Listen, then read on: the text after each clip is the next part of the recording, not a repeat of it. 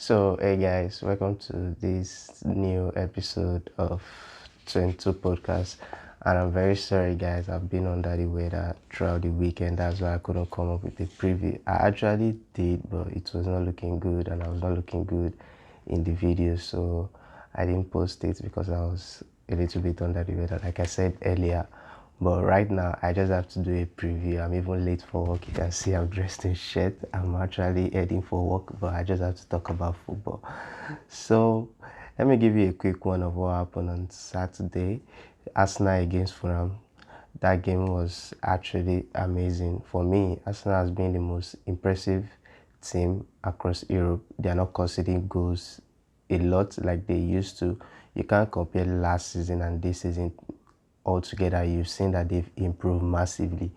Gabriel did a mistake, and Mitrovic, we all know him, is a villain in the box.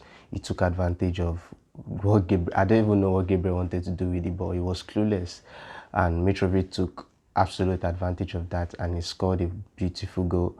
And I really like the fact that Odegaard is stepping up as a captain.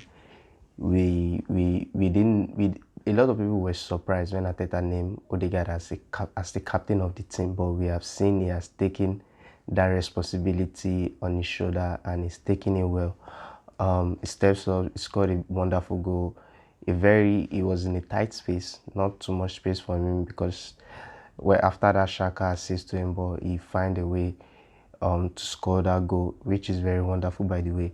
And I was also happy to see Gabriel scoring the winning goal. Although the game was like everybody was just in the box every Arsenal player was just trying to put the ball at the back of the net, but it was Gabriel who really put the ball into the net, which I was happy for him to redeem himself for his mistake. Chelsea Leicester 2-1. We can see that Chelsea's biggest strength has been their fullbacks, and they use that against Leicester today. Leicester have been playing very awful this season. I don't think they've won a game this season.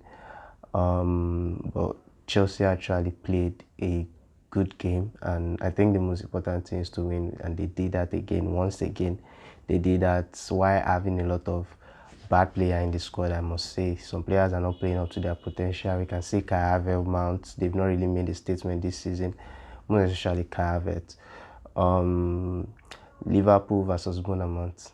I don't know what else to say. When you beat a team 9-0, I don't know what else to say about that, except from the fact that Mo Salah has not been playing to his full potential. Like you've seen him on a regular day, out of 9 goals, we are expecting Mo Salah to score at most 4 and at least 1 or 2, but he didn't even score anything, which was very, very bad. He must have felt like he was on the losing side because as a striker, all you want to do is score goals, assist, but he didn't do that, and he will actually not like that game. I'm sure he will not like the game. He will only be happy that his team won for the first time this season in style, because they took a must-win game to another level. Manchester City versus Crystal Palace. I'm a big fan of Patrick Vieira. I think sometimes it's just about the way you lose, and his team actually showed strength in the first half. When you beat a team like Man City in the first half, trust me, you did a very, very good job. Man City has been punished through set piece against Newcastle, and Crystal Palace did that against them today. The first goal, John Stones, I don't think he knew anything about the ball. He just bounced off his body into the net. The second one was a beautiful goal, a beautiful header. But we can't take anything away from Haaland. The first game against Liverpool, I said something of how strong he is, even when they lose, how strong the guy was. The guy, even Van Dijk could not pull him down. You could see his third goal. He was asking from the ball, I think from Gundogan, and everyone knew the ball was going to come to him. Like the two defenders guiding him knew the ball was going to come to him. That's not the problem. The problem is how do you get the ball away from him, because he used to shield the ball. Anytime he's in front of the ball, he will do his shoulder in kind of a way that you can't get around him, and he know where the back of the net is.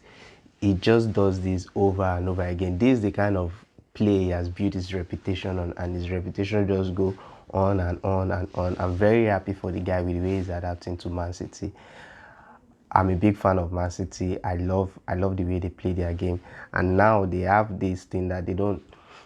Before you are waiting for runners, midfield runners, maybe Bernardo Silva or Gundogan or even De Bruyne sometimes because they're using a first line. But now it's more like cross the ball or play the ball. Just look for Haaland if you know what to do, and that's very, very, very good to have on your team when you have a standing nine and he knows what to do with the ball all the time, every time. It's a very, very good advantage Man City have over other team. And this is the second time they are behind and they are turning the game. Like last week, 3-1 half time, 3-3 full time. This week, 2-0 first half, 3-2 second half. Is absolute amazing. Amazing, very, very amazing. And let's not forget the fact that Man United won against Southampton.